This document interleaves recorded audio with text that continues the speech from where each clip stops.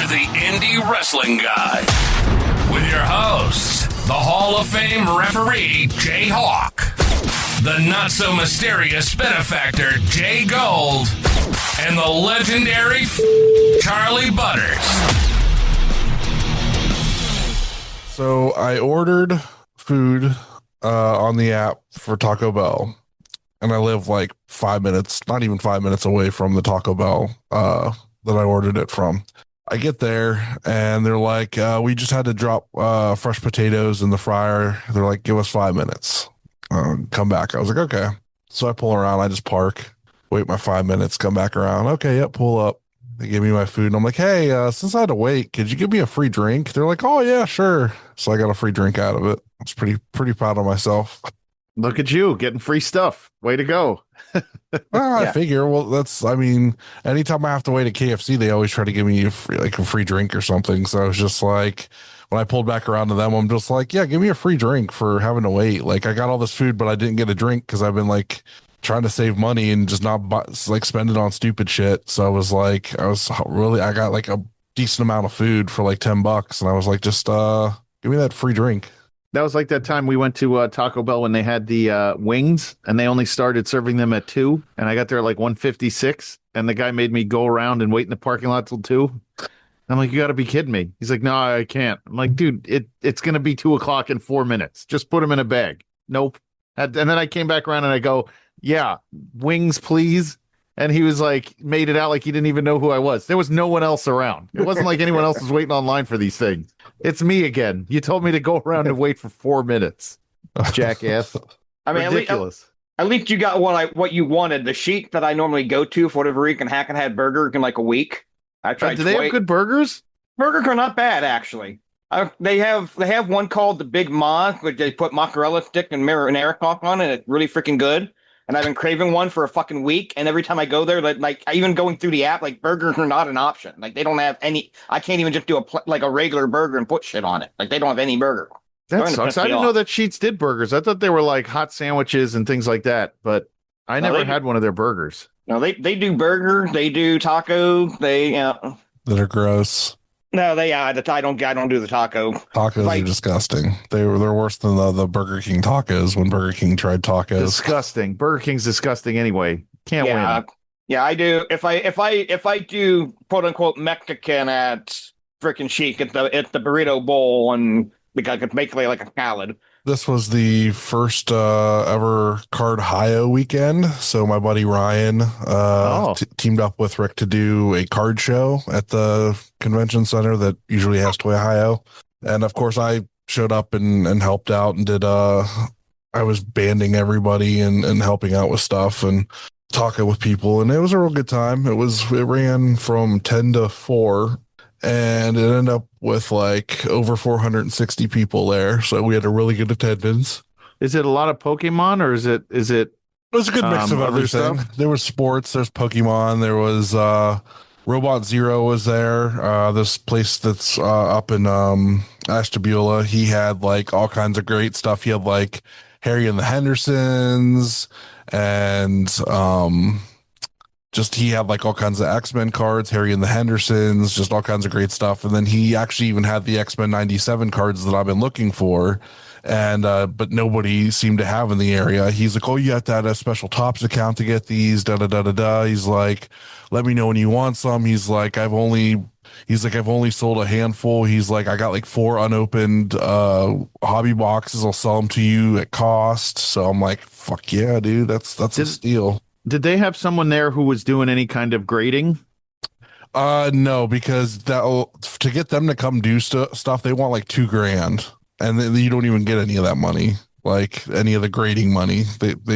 You pay them $2,000 to come to the show, and then on top of that, they'll send stuff out, and then they make all the money, and you don't get any of it. Wait, you paid them to show up? They don't pay for a booth at all. Correct. Their spaces, you have to eat that space. Correct. And you have to pay them to show up, and there's no money from them. Correct. That's garbage. Forget it. Yeah, that's garbage. Because we had people that wanted JSA to come to the shows when we'd have our guests for autographs and stuff like that. Yeah. And we went to, when we were at WrestleCon and for SummerSlam weekend last year, or not last year, the year before. Was it the year before? I think it was 2024. 2024.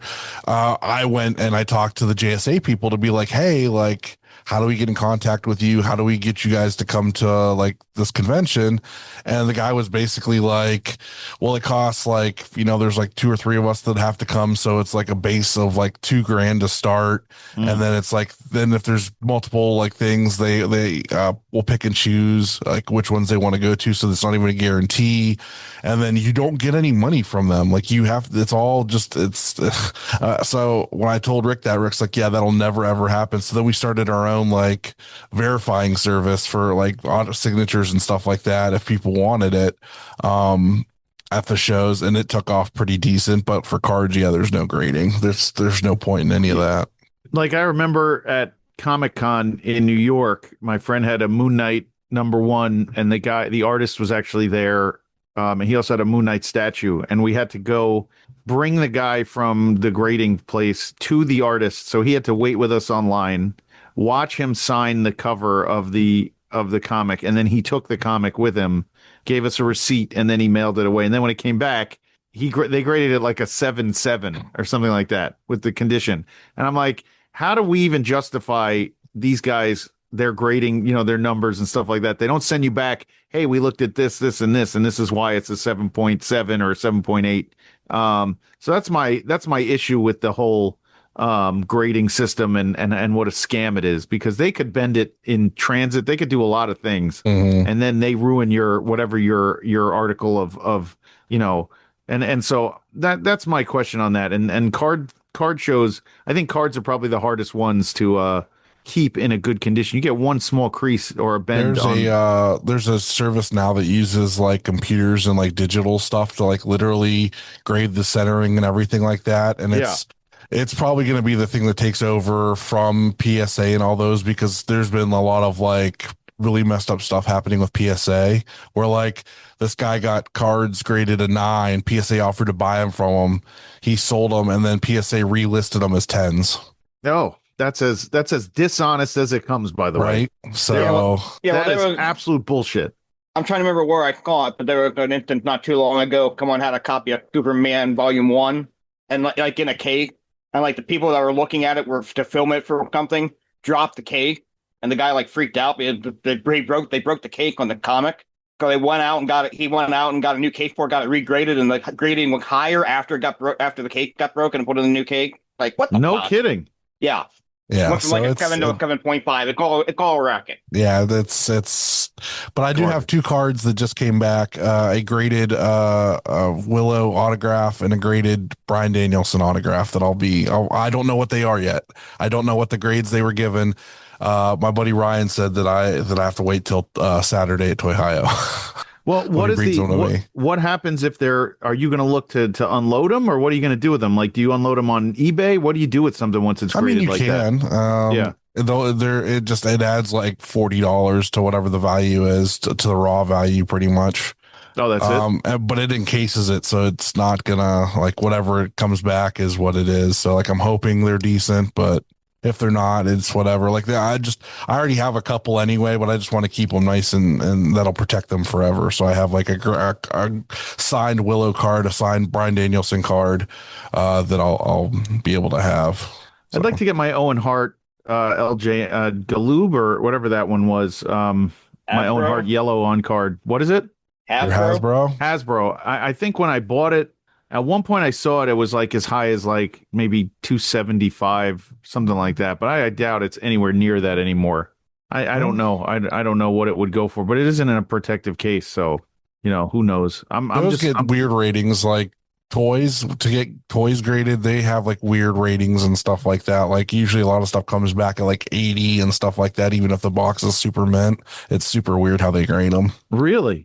It's just another thing where you get like a protective case on it, and then it's like, oh, this is graded, and this is what it was graded at, and just another like level to sell it at. The problem is there's no more of those like brick and mortar. Like once Wrestling Universe is gone, there's just like nothing around that I could go to with it and get an honest opinion somewhere like around me. Everything else is, they're only like flea markets, and like there's like 2 or 3 really nice toy stores, but I don't think I'd ever get an honest price for it. I don't know where I would even find that. Honestly, So taking it to any of those places, they wouldn't give you the full value anyway. They're going to give you their like 40% value. Whereas like if you just sold it online, you'd probably have a better bet doing it that way. So like on Whatnot or something. I wouldn't say even Whatnot. I'd say like if you're going to do something like that, I would do it on eBay. Okay. Yeah, I may do you can that list one the day. price that you want it and stuff like that, and then like a buy it now price. And then, like, you can kind of give a little bit of wiggle room on it that you feel comfortable with. And then if it sells, it sells. If it doesn't, then, you know, whatever. But you can just keep listing it on there until somebody decides they want it. Yeah. Maybe in the summer, I'll look at some of these and see what I got and try to do something with them. But I don't think anything is that. I mean, I have like a Masachono in a bag, like a graded and everything and certificate of authenticity from Japan. I have no idea what that might be worth. Zero. So you have to look it up and see, try to compare it, or try to find something similar. So I got a set of texts today from Wilbur Whitlock. Oh. And it was 2 photos of him wrestling, and then it says, "It sucks I have these awesome action shots, but I can't share them because JHawk reffing my matches brings down my credibility 200%." And I don't blame him. I sent them in the group chat. Did you look at these photos? Yeah. Did you look at JHawk in these photos? He looks like a ref. I don't understand. What is he doing that's so wrong? What's so bad about it? No, look at the spear. Look at the spear in the ring and zoom in on JHawk's face. JHawk, you're not you don't want. He looks like he's doing a Jim Ross impersonation. Oh, he's just wincing because that looked like a good spear. There's plenty of refs who make faces. He looks like Jim Ross. It's not like I'm doing the Dave Potato. Oh my god! Oh my god! Right. I thought that looks fine. You look like you're giving a shrug and this was at what's it called in Akron? Yeah, way back when. Was that AIW or no? No, that was before AIW was even running that building. Oh wow, that's awesome. You forget I've been around about as long as Jim Ross. So. Yes. Your career started when? Like 2004? Yeah. Amazing. So I had to share those photos with you guys, and it was super duper random to see those and get that text today. I was laughing pretty good. Ask Wilbur Whitlock if he has any old shows that he wants us to go over we can watch and with him in them and then give our honest opinion of Wilbur's behavior. I don't even know if most of those are on tape, honestly. Yeah, honestly. It's few and far between. We'll have to do some Neo Pro this year though.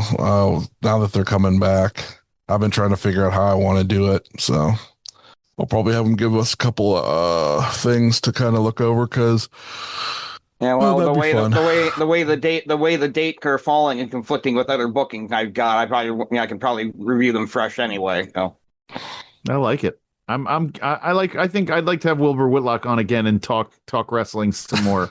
I think that would be fun. Oh, it's definitely doable. Yeah. I think we're gonna try to get MJ Santana on this month. Oh, nice. He has officially followed all the socials, so I think it's time to get her on the show. Okay, I'm in for that. By the way, I saw that new Jason Statham movie Shelter this weekend, and it wasn't bad at all. By the way, at all, it was really good. And today, wrestling related, I watched that Jason Momoa Dave Bautista movie, The Wrecking Crew, on Prime Video. And that was really actually good. That was very entertaining. They play brothers in Hawaii. Lots of Ohana and nonsense going on in that one. Like The Rock always busts out some, Hawaiian Polynesian slogan. So that's what it sounded. They called everybody brother, like it was a Jimmy Snuka interview. Do they kill their girlfriends and have Vince McMahon cover it up? Right, but I liked it very much. It was a fun movie. So. If anybody wants to see it. Allegedly. Sure. Oh, what else? What else we got? There's a new show on the network.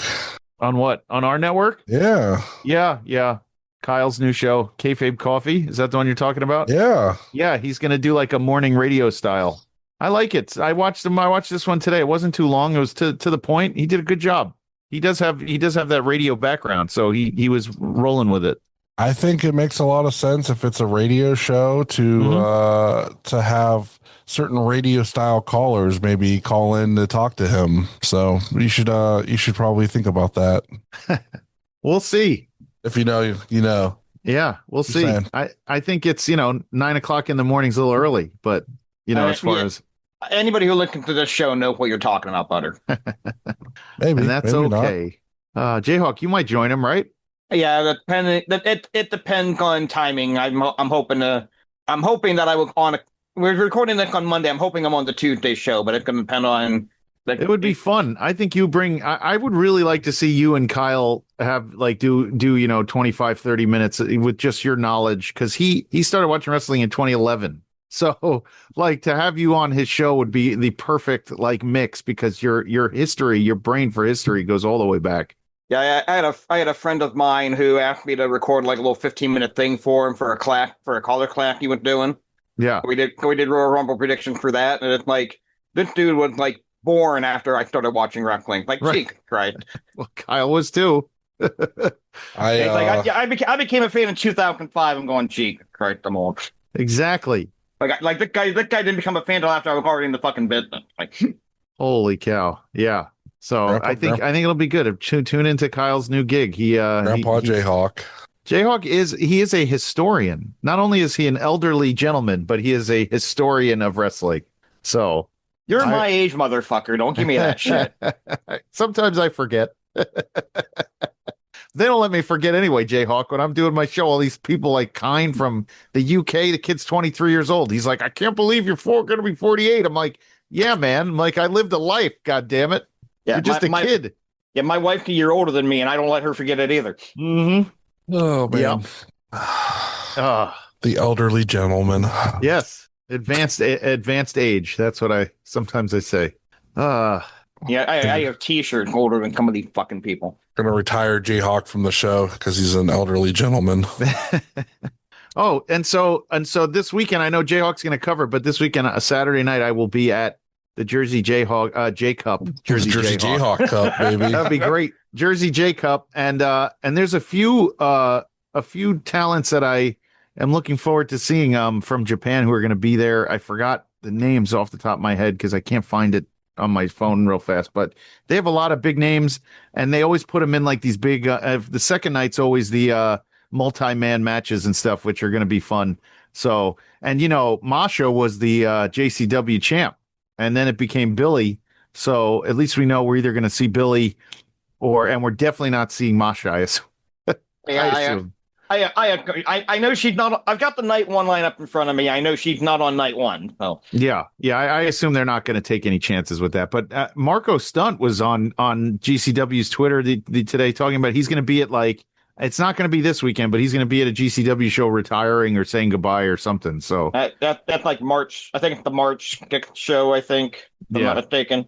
Amazing that dude made such a career for himself and got on AEW. Amazing. And then smaller than my daughter. Yep. Well, of course he did. Still indie mentality. You know what I mean? I'm super interested in the fact that Hayabusa 2 is going to be in GCW at the Collective now. Yeah. So is he good? I think they're feeling the heat. They're feeling the heat from the initiative. So now they got to try to step it up. And Sandman's retirement match allegedly too. Yeah, Sandman's retirement. I can't even imagine what that is going to be. Is it going to be Janela? It'll be against Joey Janela, but that's always Joey Janela spotting anything. Well, here's the problem. If Sandman dies shortly after his match with Janela, there cannot be any more people having final matches with Joey Janela. That's going to have to be looked at and studied by wrestling scholars throughout time after that. So who knows? Just keep the booze away. I know Sandman's sober, so I don't think we have to worry about that. Is he sober? That's the rumor. I want to believe that's true, but I also know what Vegas is like. So even if he is now, he may not be come April. But the best part would be if next year at WrestleMania in Saudi, if GCW does a collective at some club in Saudi, and just all the neckbeards travel to Saudi and do it. Oh, that would be amazing. How many of them will come back? Not all. I know that, but yeah. So the fact that there was a bunch that traveled for the Rumble is insane.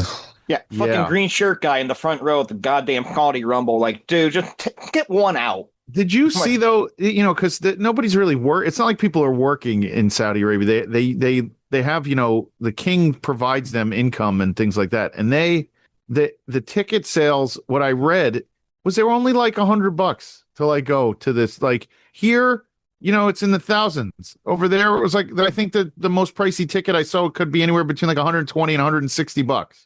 When you have more money than God, you can afford to have lower ticket price for those type of thing. Remember, well, that's what I was going to ask you. I was going to ask you about WWE this. doesn't get anything on the ticket. Doesn't get anything on the ticket go there. It's a cold show for them. That's what I was going to ask you. So they're not getting a gate, right? It's a bought show. That's it. Yeah, I don't believe they get any of the gate on it. It is a bought show. So. Right. So that's what I was.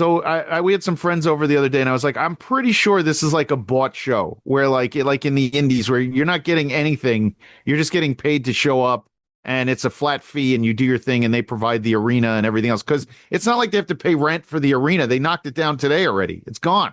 And it's not like the gate was important. So, I'm stunned by the ticket prices and everything else. But I guess if you don't need to rent the building out or anything else, you can afford to make them that cheap. So anyway, we don't talk about TV wrestling. Butters, we got shout outs. We do. We got Kyle and Steve and Joe and Bob and Zach. What the fuck is that? And Still got Paul? Duquan. No, Paul does not pay us anymore. Paul. Disappointing. No, I'm joking. No, Paul does. Shout outs to Zach, Paul, Andrew, and of course Patty. Hi, Patty.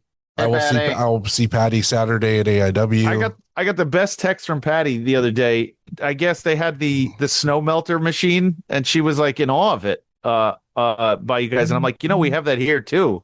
And they're just tumbling, and she was calling it the hot tub. And I just thought it was a very nice conversation, unassuming. I just like my conversations with Patty. They're unassuming. They're always positive. There's nothing bad about them. So we talked last week with Matt Griffin about the logo for the WrestleMania weekend show, and Patty messaged me like, "You need to send me a copy of that graphic." I had to send her a copy of the graphic. Yeah, Matt Griffin is the best. By the way, he's absolutely the best. What a fun dude to have on.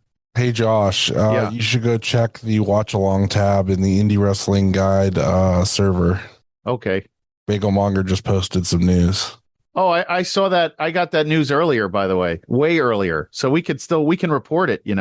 It's out there. That's right. Well, I would assume we should. Yeah, and I'm going to be there. So goddamn, that's going to be amazing. Go ahead, Butters, say it. For the next ETU show, February 22nd. February 22nd, which is a Sunday at 5 p.m. from the Mecca. That's right. Minoru Suzuki will be in action. Hell to the yeah. Hell yeah. Murder Grandpa at the Mecca. I can't wait for Minoru Suzuki to punch Jgolds in the face. I hope he does so badly. I'm not missing this, and I'm taking Harper because I want her to sing Kazuni Nare. So, but I think that's going to be amazing. And then they also had the issue with, I guess, Santana can't wrestle Alec Price. So they're splitting those two up because that was supposed to be the match. But I guess all they're doing where AEW and TNA can't wrestle now. I guess because they have to change the match. So I think it's going to be Suzuki. So he might have to go up against Santana. I don't even know if like the early 2000s wrestling again, where ROH has first dibs on wrestlers from PWG and on TNA, and oh my god, all that nonsense again. Nonsense. Oh boy. Well, how do you book Shrugs tomorrow? Yeah. How do you book that match? If you book you fucking book it. The people that watch IWTV are gonna see it. No one else going to. It doesn't matter. Well, I'm definitely gonna be in Shrugs' ear all night on Saturday because we'll be at J Cup together. Me, Shrugs, Jack, Harper, and Andrew. Bagelmonger are all gonna go together, so it'll be fun. Hopefully, Bagelmonger got his cards because he did. I thought he did. Okay. Because everybody else told me they got them. So well, I also gave him an extra signed one for me when I saw him. We went to see Avatar Fire and Ass, and and I gave him an extra card. So anyway, all right. I guess let's go talk about what's on this weekend, guys. What's on this weekend? All right, as we brought up earlier, this weekend is the Jersey J Cup 2026, Friday, February 6th, and Saturday, February 7th, from the White Eagle Hall in Jersey City, New Jersey. I've got the lineup for night 1 here. First round matchup, we've got a 6-way match. Travis Williams, Griffin McCoy, Joe Lando, Vengador, Manny Lowe, and an opponent still to be named. Jonathan Gresham against Adam Priest. Eric Stevens against Charles Mason. Jordan Oliver versus Alec Price. Oro versus Man Like Derice. Judith Icarus against Darian Bankston. KJ Orko against Teriyaki. And JCW champion Billy Starks defends the title in the first round against Fancy Ryan Clancy. Also in non-tournament action, Tiger Max versus the Dynamite Kid, Tommy Billington, and a steel cage match, the one called Manders against Mad Dog Connolly. Of course, night 2 the next night, not really much of a card announced. We have to kind of wait for the first results to play out, but night 2 does have Mad Dog Connolly and Joey Janela already signed. What's the guy from Japan who was supposed to be on this show? The famous dude. Now I can't remember. He's all right, whatever. I'll get it. You'll find it. So, okay, over on the IWTV side, it is Dreamwave Wrestling presents Living on a Prayer. That is on Friday night. Here we go. I'm sorry, Saturday, February 7th, 7 p.m. And that is Laney Luck versus Erica Demia, Kristen Rose versus Demos. The Uprising Alternative Championship, Rebecca J. Scott versus Teal Piper versus Kylie Alexa versus Fallon Gray. The Dreamwave Alternative Champion, Cody Lane versus Chris Masters. The Dreamwave Tag Team Championship, The Hype versus Diamonds in the Rough. And the Survival of the Fittest match, The Curse versus Team Dreamwave. And they are posting, that looks like a lot of fun actually on Saturday night. If you're interested, if you're not watching the Jersey J Cup finals on the Triller, you can watch this over on the Independent Wrestling Television Network. And on YouTube, for those that don't want to watch either of those, the Freeview match will be available for free, and then it's $6.99, and you can watch this AIW show that they have. The lineup is pretty good. It's from Youngstown, Ohio. Priscilla Kelly against Zoe Sky. Joey Vincent Martini against Jeff Steele. Tyler Jordan against Dominic Guarini. The Freeview match is Jesse Blair, friend of the show, against Jocelyn Navarro. Oof. Sorry, Jesse. Austin James against Chase Oliver. For the Intense title, Isaiah Broner will take on Bobby Beverly. The Bev.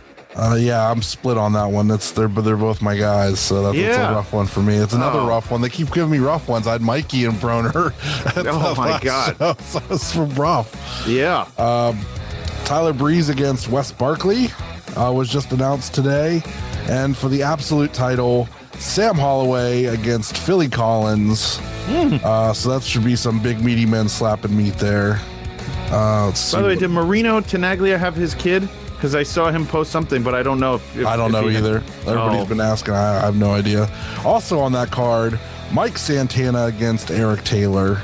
Wow. So, TNA champion will be taking on the former AIW Absolute champion. So that should be good. Okay. Before we get into our review here, I do want to make one correction from earlier. I believe I got the Marco Stunt match with March 14th. Okay. It's not going to be a match. It's just going to be his goodbye. But, it'll probably turn into a match because that's what they like to do with him.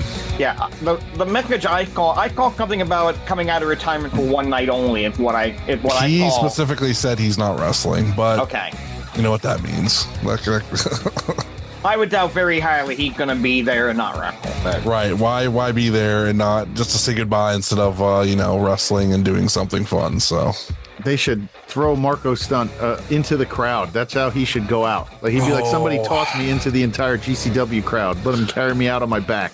That or land on a dildo. One of those. Do one of those.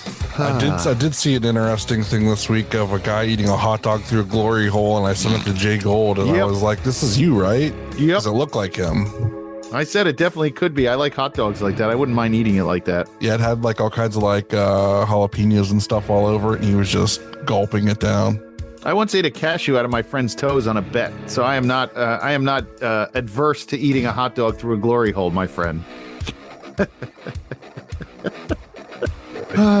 This show will get me to say it, and I did. So, anywho, what are we doing? Doing a review. All right, right, this week we are reviewing Enjoy Wrestling Violent Night, which took place December 13th, 2025, from Vellum Fermentation in Pittsburgh, Pennsylvania. Toddy Tondera and Veda Scott, your commentary team. I'm like seeing Toddy get the spot. Toddy, fantastic. Yeah, it's about time. He finally gets the official commentary spot on a main show instead of just the Patreon shows and instead of a backstage spot. And it's funny because I'll tell you how hard he's worked and everything. When I first met Toddy in person, I want to say it was like the second time I ever met him. It was at Enjoy, and he was running merch for them. So from that to backstage to now doing commentary. That's wild. Wow. You know what? It did flow. Cool. I will say the commentary flowed very well. Toddy did not. Neither one of them, Veda either didn't overreact to everything. They had some good pacing and some good reactions. And for this show, which I don't know, JHawk, what your thoughts were. I thought the building was great. It just looked really good on television, but I think then again, it always does for Enjoy. So. Nah, building absolutely looked very good. I love shows when they're in like breweries and venues like that, but those fans just want to have a good time. Some of them are wrestling fans, some of them are not, and it doesn't matter. But they're just there to have fun. Mm-hmm. And it comes across in the work as well, because when the fans are having fun, the wrestlers are having fun. Backstage interview: Toddy Tondera interviewing amateur wrestler Reed K, and he is teaming up with Beastman as the team of Beast Friends. And Toddy asked, well, how are you going to control him? He's like, I'm not going to control him. We're friends, but I ain't stopping him. Screw that. Beautifully done. I was pleasantly surprised that was the team. It was like, what is happening here? But yeah, Beastman is a large, crazy individual. And that leads to our opening match, four-way match. Beast Friends against the Fourth Line, against Danny Moe and Avery Jack, against the last real Italian of some guy named John, and Johnny Michael Enrico. That dope, some guy named John. Oh, some guy named John, who also has a trading card in Series 3 with Jgolds, the Gold Standard Series. That's right. He's still a dope, but, you know, he did so good on the mic. I really enjoyed his shtick. It was so stupid. I really liked it. But what's the name of the of Long Island's own? The girl who came out with Danny Moe again? Avery Jack? Yeah, I've never seen her before. Not anywhere in Long Island. So I don't know what that was about. But I guess, you know, she came out and that was a fun mess of an opening match for Enjoy. They need to do more stuff like that in the beginning. I enjoyed that a lot. Jgolds calling her a fraud because he's never seen her in Long Island, but she's just born there. Doesn't mean she wrestles there, brother. Maybe she does, though. Maybe she was saying that's where I wrestle. I just never saw her in any of the shows in Long Island. So I'm just saying, you call yourself from Long Island, maybe you would have wrestled in some of the shows around here. Maybe not. Maybe she went somewhere else to train to wrestle. Okay, well, for what it's worth, when I'm looking at her cage match, and there's no way her cage match has everything. They're going like 15 matches on here, right? But I see nothing in New York at all. I see a handful in Jersey. What were the Jersey shows? Was it in Pro Wrestling Magic? Let's see here. The 2024 Super 8 for ECWA in Morganville. Oh, that's not even Jersey. It's all the way down by Philly. Oh my God. It is. And a couple for a company called CCW, one in Westville, New Jersey, and then one at the Monster Factory in Paulsboro. Yeah, Westfield is close. Yeah, all right, good for her. I was wondering. I was like, oh, Long Island. I wonder where she trained. Yeah. Where she trained? Good question. I didn't look. Trainer Dante Bishop, Jordan Blade, and Elijah Frieda. What's Jordan Blade? Is she Pittsburgh? No, she's. I think she's Philly. Oh, so she's like a South Jersey-ish type of thing. Maybe you're right, Butters. Maybe she was just born in Long Island. So, all right, good on them. But a good opening, and Beastman is a sight when he. It's a different mix of everybody in these matches. You had an all-women team. You had the Beastman Reese combo. You had the Fourth Line, and then you had the last Italians. So. Yep, and the last Italians were probably that's a good gimmick. I like that. Those two. I like it very much. I like some guy named John in the doing the almost like the Tracy Smothers FBI type deal. You know. Yeah, I'm going to credit Veda Scott with the line of the night. Beastman Lake out some guy named John, and Veda goes, that he's now some guy named Flat. Okay, that's all right. I'll Wow, give it. wow. I'm not going to give it a line of the night, but that's good. Good for you, Veda. Oh boy. Well, I thought the fourth line looked really good. I think my poor Reese, what's his face? He's Reese Hayes. He's stuck with Beastman. He looks tiny, tiny, tiny next to Beastman, especially without his hair now. You know, when he has that short hair, makes him look even smaller. But that was a fun team to watch. He did throw him right on top of some guy named John. That power bomb was gross. Yeah. And I like that very much. But yeah, that was a fun way to open it. You want to open a show like that and get the crowd going, do it like that. It was great. Yeah, fun little match. Beastman hit a splash on Brandon St. James. GME shit canned him out of the ring and placed some guy named John on top for the pin. So in the record book, it will say some guy named John pin Brandon St. James. Some guy named John. Some guy named John who has an IW Guide trading card. Yep. Hey, people can say what they want about some guy named John. They don't ask you how you won. They ask you if you won. Yeah, that's true. He also challenged for the IW Guide title last year. Yes, he did. And he stole almost won it. He stole it and he almost won it. And luckily Mikey retained against him. So good old down in West Virginia. Yep. Moving on to our next match. It is for both the Enjoy Wrestling and the Ashe Wrestling Tag Team Championship. The champion, TME, defending against the team of LeBron Cogone and Isaiah Broner. Give me more Cogone and Broner as a team. Oh, my God. I was just going to say, this is match of the night for me. And Agreed. I want a best of 5 from these guys. And the building was not large enough to handle this. These guys were just going all in on each other. More. Book this everywhere.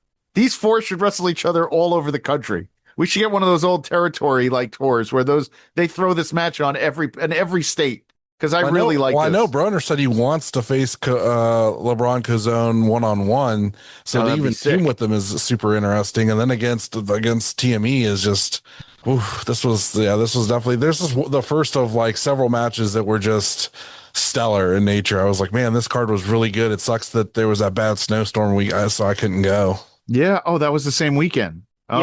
Yeah, but remember, it's supposed to be 2 cage matches on the show, and the cage never showed up.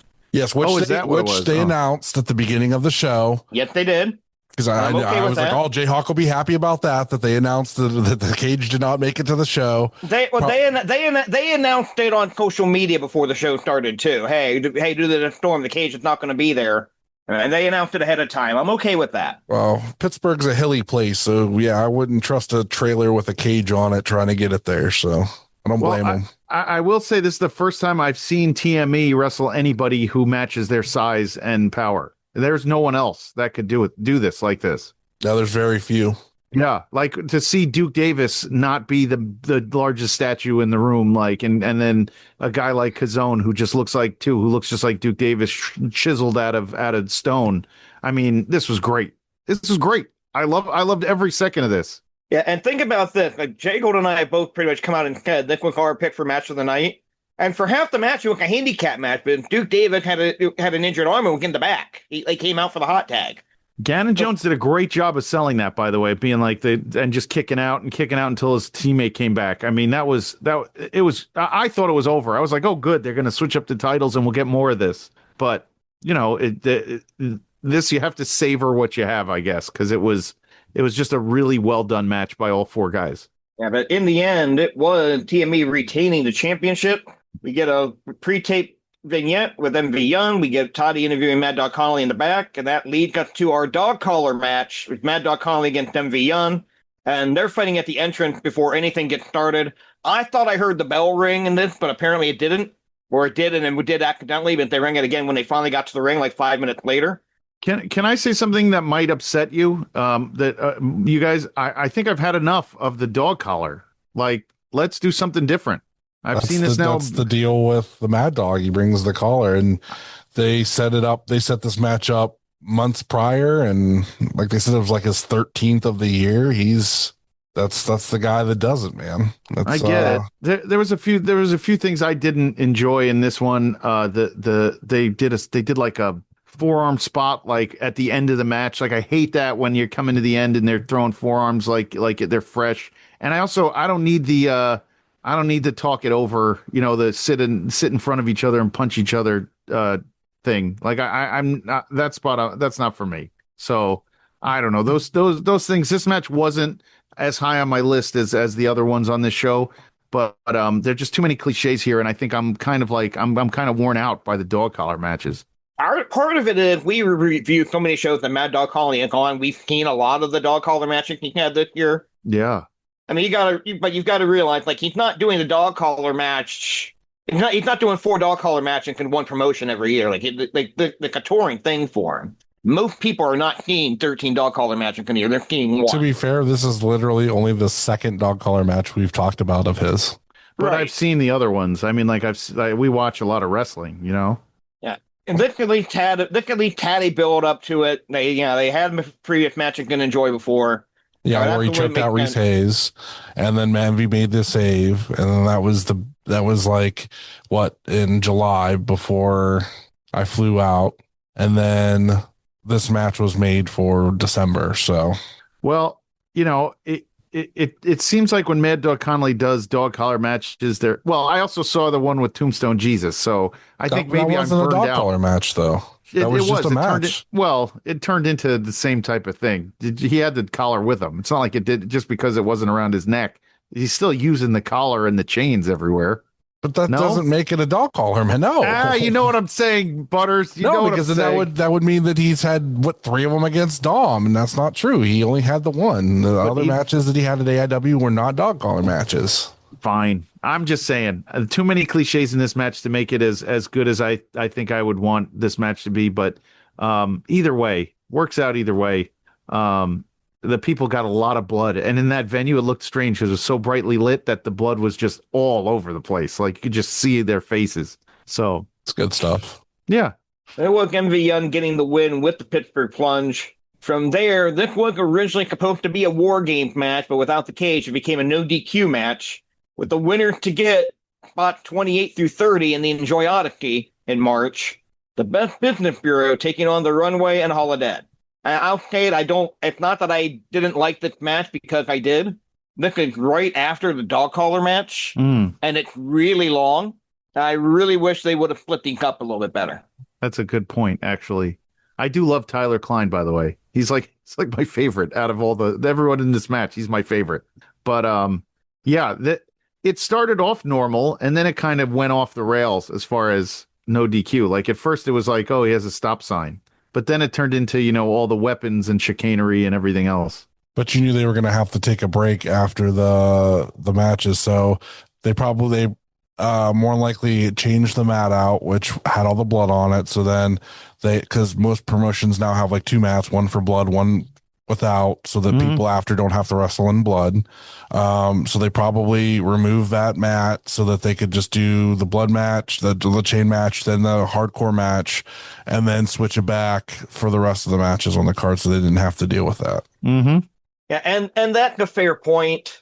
And again, it's probably this may have come off better live for that reason.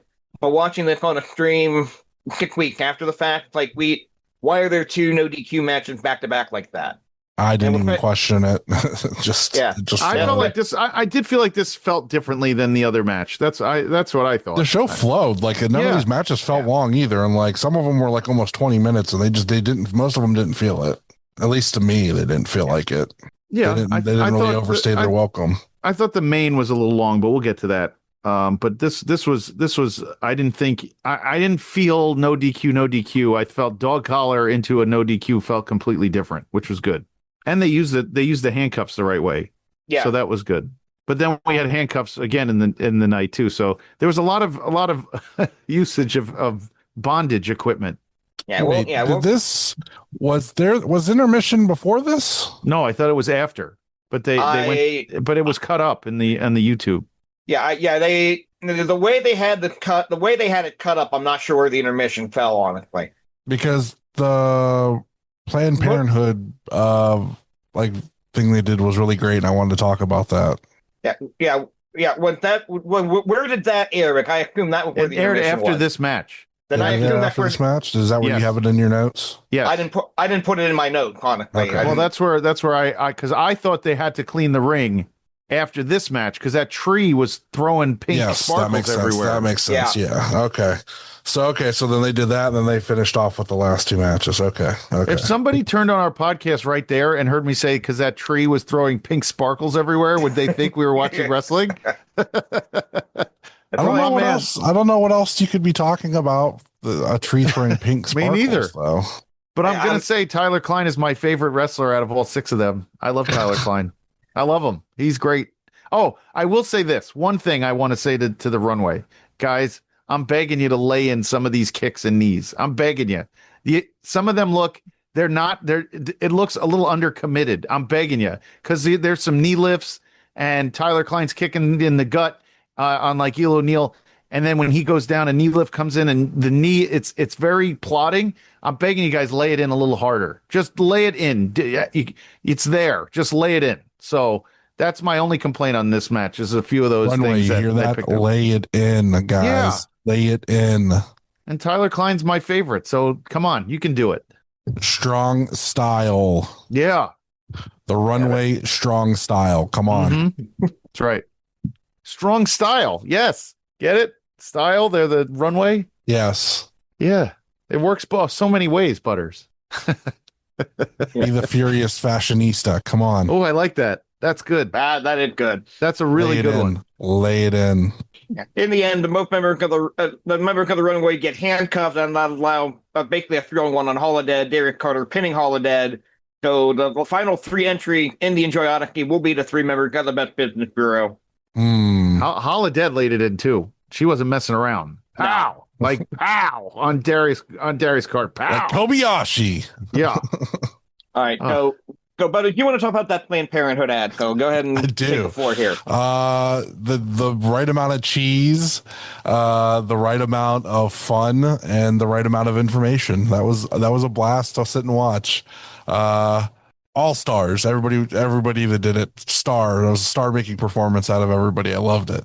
Yeah, I love the fact that it came off like one of those 1950 in school video clips they show you that are like 10 minutes long, the education video. That was really well done. You could totally watch that during like gym class, or health class. Love it. Yeah, that was really well produced. Yes. Okay, we get Toddy interviewing Mikey Montgomery in the back, talking about how big and important this match is for him. Because Mikey Montgomery is defending the Enjoy Championship against Paul London. Insane. Yeah. Paul London's insane. Yeah, we get Paul London doing the Thunderball entrance, which is always fun. Yeah, I'll say it though. Maybe it's just because of where we were in this point of the show. I kind of expected more out of it. Again, I liked the match, but I for whatever reason, I just thought it was going to be better than it wound up being.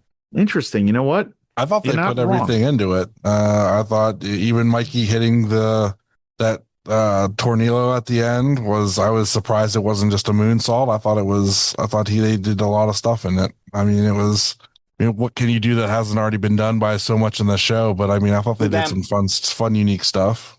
And I think that's part of it because they're on the floor a lot in this match. We called that at the beginning of the tag title match. We called that in the dog collar match. We had the Insane in the kick Perkin tag. I get why they're on the floor with it. I mean, it's a Paul London match. It's going to the floor. I get it. Modern day Paul London is going to go to the floor. Now, if this was like 04 Paul London, sure, this would have been like a high flying wrestling affair. You don't get that out of 2026 or 2025 Paul London, unfortunately. No, Paul London sitting in the chair and then Mikey running around the ring and jumping onto him was quite the scene because Paul going up and over. And in the old days, when he goes to the top rope, I'm like, he's going to throw himself up and around, and he's not doing that anymore. He just isn't. No, but it's not a technical match either. So you got both those things going on. Yeah, but like it's not that I didn't like the match. I just, for whatever reason, I expected more out of it than what I got. Maybe it's just the placement on the show. You think the Enjoy fans know Paul London or no? I think some of them do. I think probably like a 50-50 split. Yeah, I mean, that building, again, being a brewery, half the people there probably aren't even there because they're just there to have fun. Yeah, so I really don't. Yeah, I think probably about a 50-50 split as to who did and didn't know. Well, the Thunderball thing, I think, always gets him over. At least he's not swinging bags of garbage anymore. I'm glad he stopped doing that. Yeah, but it was Mikey retaining the title with the Tornado Corkscrew Moonsault, 20 minutes and 21 seconds, longest match of the show. And then before Mikey gets a chance to celebrate, Cam Holloway runs in an attack. Yeah, boy. Big Sam and enjoy. That's what's up. That is what's up. Big Sam, he's going to be our indie wrestler of 2026. I'm telling you, there are people. Everyone has opened their eyes to this dude, and that's going to be the end of that. And he'll be gone onto WWE TV after that. But he's getting title shots all over the indies. So good on him. Yeah, and he issued the challenge. He wants to take the Enjoy belt from Mikey. So I would also like to point out. I would like to point out that this is literally the night after he did the run-in on the casket match and beat up Chuck Stone, and also said he was going to take the title. So he literally did this back-to-back nights. and he threw Chuck Stone, and he threw the casket onto Eric Taylor. And Eric is still mad at him about it, apparently. Dude, I still think about that because I could picture his face when that casket like collapsed on him. I'd be like, what the fuck, dude? What the fuck? Why did you tell me that shit's coming? Imagine not even bracing yourself and the door of the fucking casket hits you right in the nose. Like Dunsky. Oh, man. Oh, yeah, so man. he back-to-back ran out and attacked and assaulted the champion of the promotion and claimed he was taking the title back-to-back nights. So Ultimo Dragon that shit. That's what he should do. Carry all the indie belts. Well, this one is different because Cam Will can actually announce to be at the show. So this is at least different in that respect. Yeah. He usually goes to IWC, so like he's I don't think he's ever worked Enjoy, so I've never seen him there, so that's a good. I like to see new faces because Enjoy's roster is kind of set. Like they have their guys, and then there's one or two specials every time. But Enjoy pretty much has their guys, so it's good to see Sam out there. I hope. The problem is if you're not going to have him come back a few times, I wonder how you're supposed to beat him. Like Mikey's going to have to. They're going to have to give me some sort of creative ending for that one. But well, I mean. My original plans, that was going to be the main event of the first IW Guide show in our area, was going to be that as the main event. And it's been done by AIW, and now it's going to be done by Enjoy.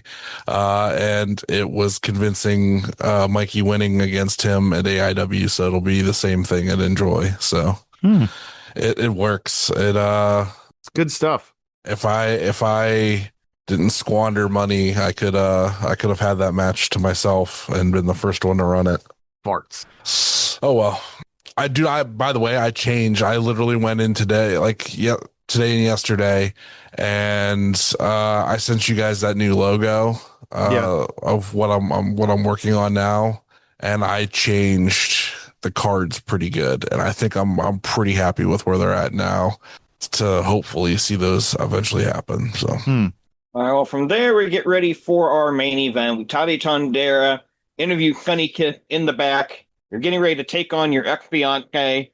And Sunny says, I don't really want to do this match. I just want to get it all over with and be done with this part of my life. Nice, somber interview. I actually like to change the pace. Was this supposed to be in the cage, too? This was supposed to be in the cage, but with the cage being MIA, it is an I Quit match between Billy Dixon and Sunny Kiss. Till death do us part. Billy in like the tuxedo shirt. That was some look. Basically wearing the Scooty Ward to the wedding. Yeah. I mean, I liked this match. There was a lot I liked about it. I thought this was too long, but I did like it. I did think it was too long, but I liked the match. I like the match. The problem with the I Quit matches in this day and age is all the spots where people are acting if you quit, there aren't really commission spots. Here's a big move. Well, do you quit? Now do you taking this big move? Right. And yeah. Right.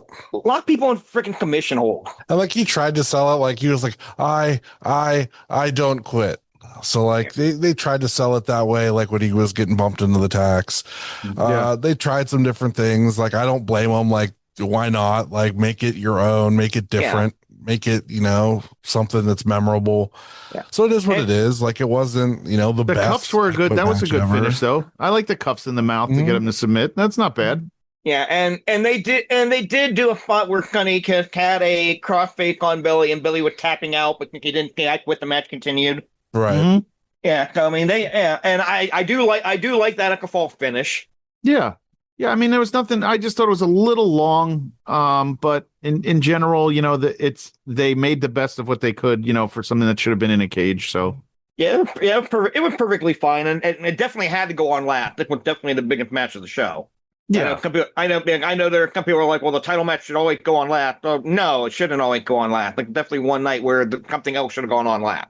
Yeah, I was actually expecting Jgolds to mention that and be like, well, why wasn't this on last? And well, no, because I know this, I have no issues with because I know like the history here. Like yeah. this was too important for Enjoy to not put on last. Right. So, because we watch enough Enjoy to know where their priorities are as far as as far as the card goes. So we know that Billy and Sonny are going to get that spot, no doubt. Yeah, and I will say, I know I mentioned about the pick in the card earlier, having the dog collar and the no DQ basically back to back. If the cage would have been there, those matches would not have been back to back. If the two cage matches would have gone back to back, but they didn't have to keep cutting up and tearing down the cage. That is something too to think about. I don't think I've been on into an indie show where they've had two cage matches that they didn't just have one as like the end all. To have two on an indie show, I guess you have to do them both at the same time, right? In the same order. Yeah. They have to be. You can't. It's not like WWE where you can raise and lower the cage when you need it. Like the cage has to go up and stay up. I feel like the only company that probably could get away with doing two separate cage matches on the same show at different times would be AIW, just because their cage comes apart into two pieces on each side. And with Pedro leading them guys, they have it up and up really quick. And I feel like they could also have it down really quick. So that they could like start off with it, tear it down, and then put it up again going into the final match if they wanted to. So they could get away with one at the beginning, one at the end if they wanted to. Yeah, you're not wrong. As fast as they're able to put it up and down, because that one is specifically made to come in pieces. So it's very different than just like a chain link fence cage. So yeah, it makes sense. But yeah, not a bad match. And for what they had to do, it wasn't bad at all. And getting blown off at the perfect time. It's last show of the year. Next show is the Odyssey. The first show of the year was the wedding, and the last show of the year was the unofficial divorce. So yeah, it was good stuff. And the next show is the Odyssey. You don't want to have too many stories going on into that, but you want to cut everything coming up. Yeah, cut up everything coming out of that. So. Yep, I'm happy. I'm happy with how this ended up. So I guess what are we rating it? I'm going to go with 3.75 handcuffs out of 5, and this was a very good show. So and they're back on. We had a few stinkers that Enjoy put out that we reviewed, but the last few have been good. So this one definitely up there with an entertaining show. Yeah, I'm going to give it 3.5 wedding tuxedos out of 5. Wedding tuxedo. I'm giving it 4 out of 5 dog collars. That should be the last dog collar match of the year. I think it was for him. For 26 as well. Nope, you're getting one. All right, I'm okay with it. I'm just saying, giving an opinion. Anyway, plugs. I'm not saying that there will be one for the IW Guy title this year, but there could be. Oh, that's right. We're not giving away anything, but we don't know anything. Because right, you guys don't know anything. You don't have the nothing. Pencil. I have the pencil. That's right. I have. Well, excuse me. I have the digital notepad on the phone that has all my booking secrets in it. All your secrets. Yeah, that I'm not telling anybody because somehow they keep magically happening at other promotions. All right, plugs. Gotta keep it on lockdown from now on. Follow me on Twitter, Twitch, TikTok, Blue Sky, Rep JHawk, Instagram at JHawk1539. Really have nothing else going on for a few weeks here until I can ever get rid of the goddamn cough. Charlie_Butters on Twitter and Instagram and all that fun stuff. Toy Ohio is this Saturday. Gerard, Ohio. We have Ruff Aubrey, Zaya Brookside, and of course my homie Dan Housen with his wife Lulu. Probably one of his last appearances before he heads off to the Fed and becomes a giant, massive mega star, making all the human monies. So come say hi one last time before he officially goes there. What else? February 21st is the first Neo Pro show of the year. White Noise. We have an open challenge for the IW Guide Championship. I've gotten lots of requests to fill that open challenge, but I have not officially decided on anyone just yet. That's a lie. I know exactly who it is. But you guys don't, and you won't find out till the show. So get your GA tickets. I think everything's sold out, but GA for that show, we sold out the last time we were there. We turned people away at the door at the Louisville Eagles Club, I believe it is. So you want to get your tickets for that now and show up and check out the badass show that we're going to have. And before anybody asks, no, the reset button is not doing the open challenge. That is busy that night. What's that? The reset button, IWC. Oh, the reset button. That was not my favorite show. Who would ask about IWC? We don't like them.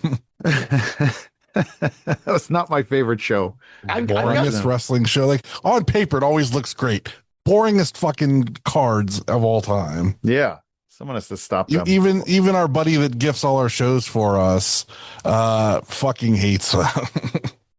True Prince of Pro does not like IWC. The most overly serious indie promotion ever.